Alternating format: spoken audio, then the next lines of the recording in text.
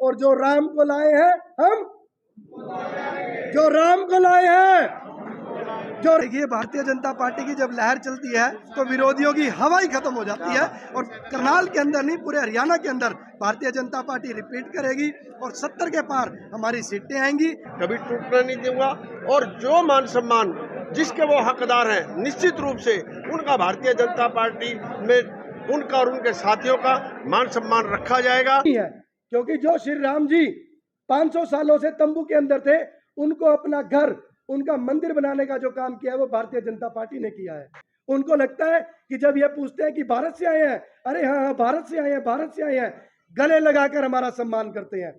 हर नौकरी का एक रेट तय होता था, हर नौकरी की एक पर्ची सिस्टम होता था, नेताओं के लोग चक्कर काटते थे। ब्राह्मण सभा के युवा जिलाध्यक्ष दिनेश शर्मा आज भारतीय जनता पार्टी में शामिल हो रहे हैं। काफी संख्या में उनके समर्थक हैं। क्या क्या कार्यक्रम रहेगा वो आपको दिखाने का प्रयास करेंगे। ये भाजपा कार्यालय की तस्वीरें हैं जहां पर शहरी अध्यक्ष हैं जो ब्राह्मण सभा के दिनेश शर्मा, वो आज भारतीय जनता पार्टी में शामिल हो रहे हैं और काफ़ी संख्या में उनके साथ युवा चेहरे हैं। काफ़ी संख्या में आज उनके समर्थक पहुंचे हैं जिनके साथ वो आज पार्टी में शामिल हो रहे हैं। आप देख सकते हैं उनके जो पार्टी में शामिल कराएंगे जो जिलाध्यक्ष योगेंद्र राणा है और पार्टी के अन्य पदाधिकारी यहाँ पर शामिल हैं।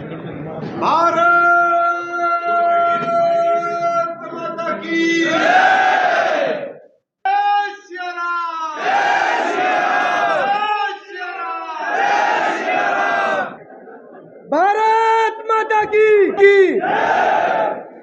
भगवान परशुराम की, भगवान श्री राम की, भारतीय जनता पार्टी की, मनोहर लाल जी की, हमारे बड़े भाई योगेंद्र राणा जी की।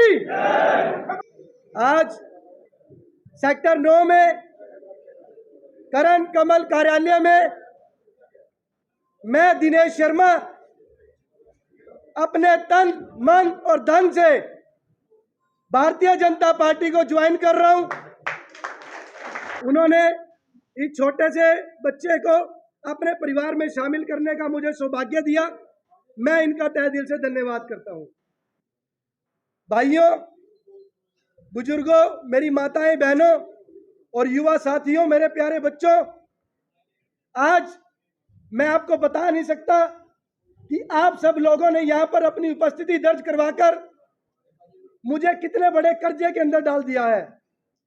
मैं एक छोटा सा इंसान, एक बहुत ही गरीब सामान्य घर से आने वाले इंसान के लिए जो आज आप इतनी भारी मात्रा में मेरे एक बुलावे पर आए, इतनी ठंड होने के बावजूद आप यहां पर आए, मैं आपका तहे दिल से धन्यवाद करता हूं, हार्दिक अभिनंदन करता हूं।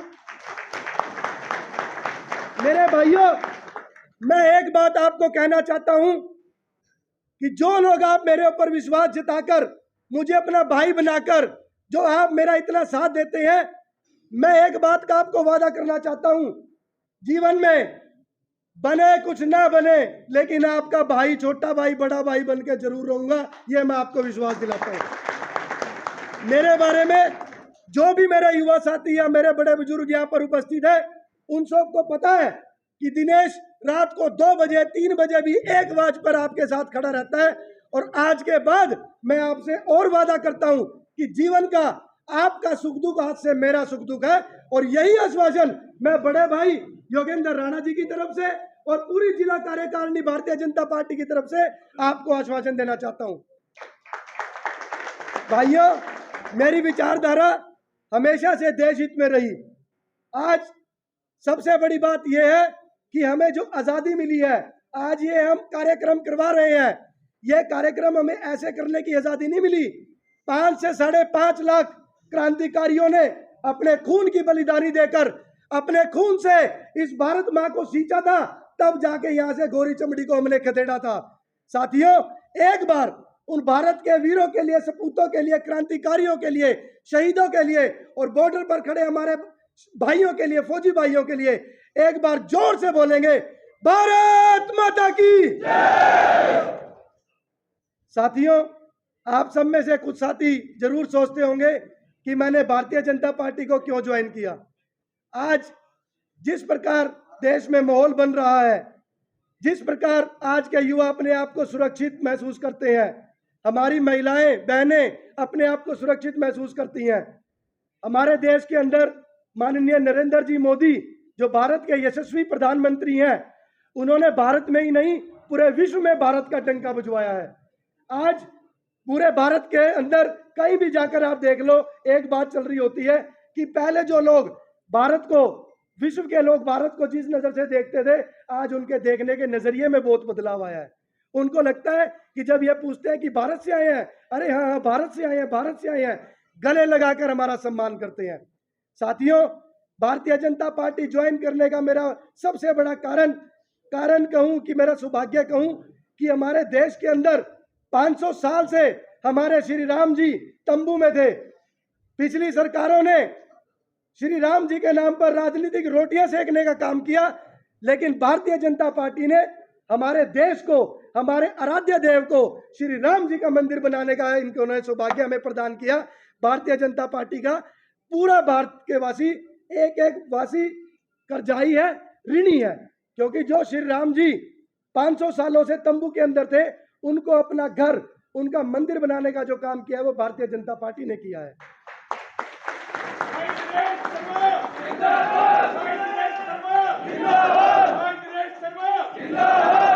साथियों, दूसरी बात, हम जम्मू कश्मीर के बारे में दिन प्रतिदिन पहले सुना करते थे कि आज वहां पर यह घटना घट गई, आज वहां पर यह घटना घट गई। जब से भारतीय जनता पार्टी की सरकार ने धारा 370 को जम्मू कश्मीर से हटवाया है, आज वहां पर शांति और अमन की लहर दौड़ती है।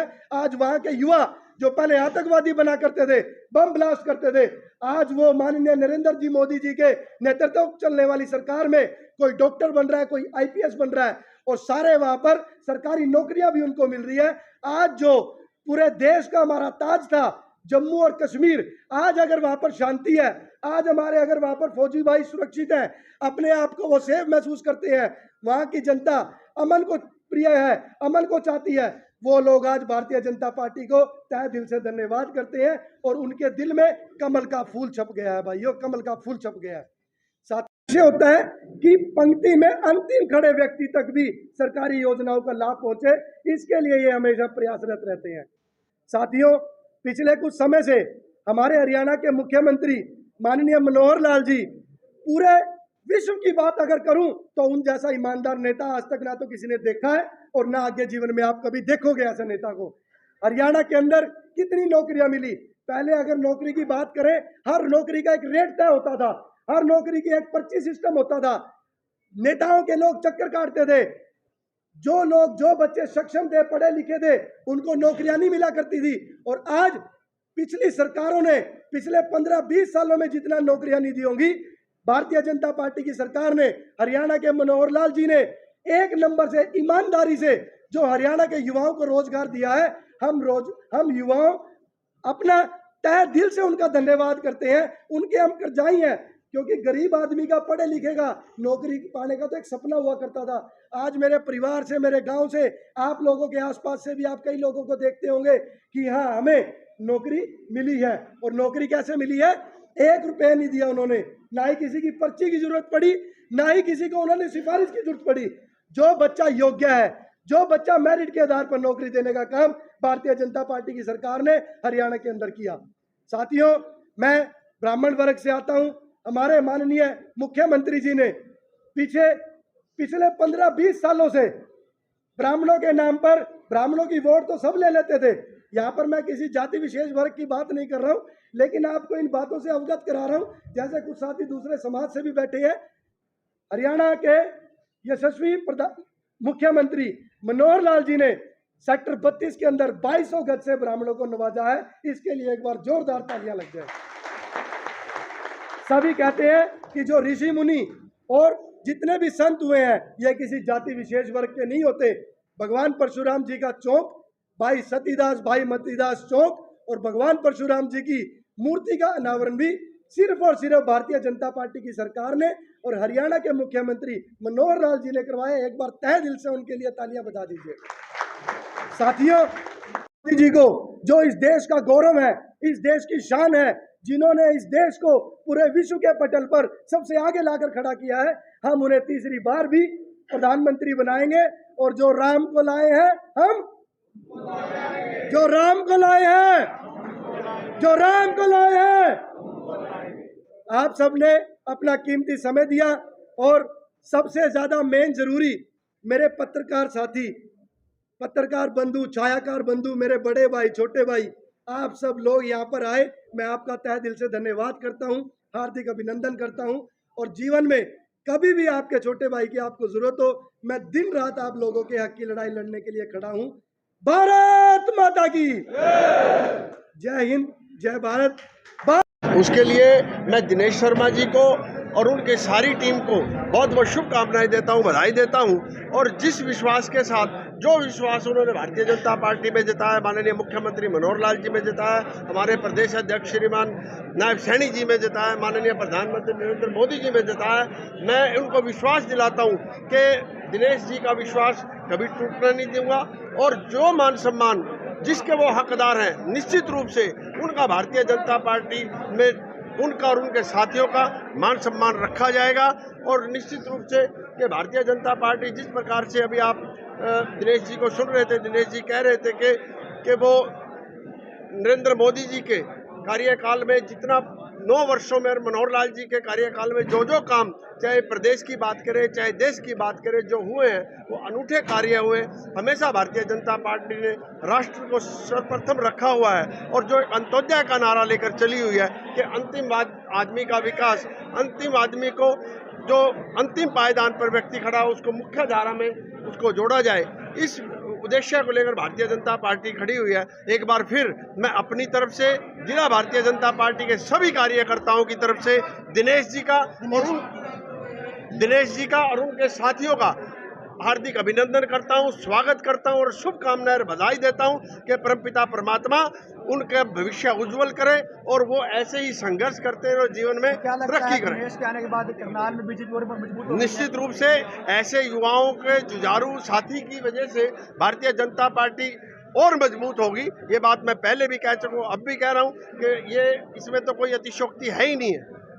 दिनेश जी क्या कहेंगे, शिवसेना के बाद आज आपने बीजेपी का दामन थाम लिया है? मेरी शुरू से माननीय मोदी जी के अंदर और माननीय मनोहर लाल जी के अंदर और भारतीय जनता पार्टी के अंदर रुचि थी। और मेरी जो विचारधारा है वो भारतीय जनता बहुत बधाई, बहुत शुभकामनाएं। बिल्कुल आप देख सकते हैं भूमि मिठाई जरूर कराया जा रहा है। जिला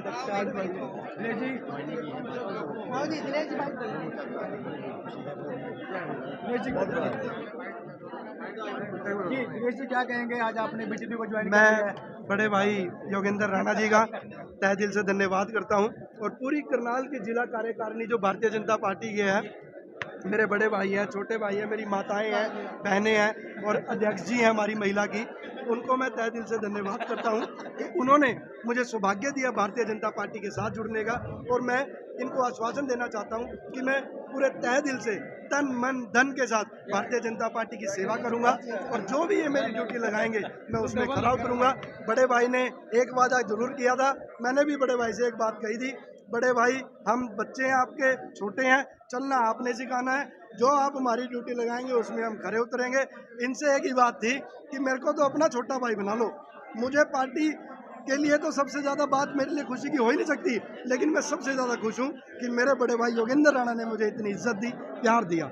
भाषण से सर्दी में गर्मी का एहसास करवा दिया आपने आज। देखिए, भारतीय जनता पार्टी की जब लहर चलती है तो विरोधियों की हवा ही खत्म हो जाती है और करनाल के अंदर नहीं, पूरे हरियाणा के अंदर भारतीय जनता पार्टी रिपीट करेगी और 70 के पार हमारी सीटें आएंगी। और भारतीय जनता पार्टी के आम वर्ग जो इतना खुश है, ये आप समाज में बैठते हैं, आप समझदार हैं, सब लोग भारतीय जनता पार्टी की कितनी तारीफ करते हैं। और जो राम को लाए हैं हम उनको लाएंगे और इस देश के अंदर भारतीय जनता पार्टी के यशस्वी प्रधानमंत्री नरेंद्र जी मोदी तीसरी बार भी वो रिपीट करेंगे। ये मैं परमपिता परमात्मा से मनोकामना भी करता हूँ और इसके लिए हम पूरा जी तोड़ मेहनत भी करेंगे। चुनावी वर्ष है और विभिन्न पार्टियों में लोगों के शामिल होने का तांता लगा हुआ है।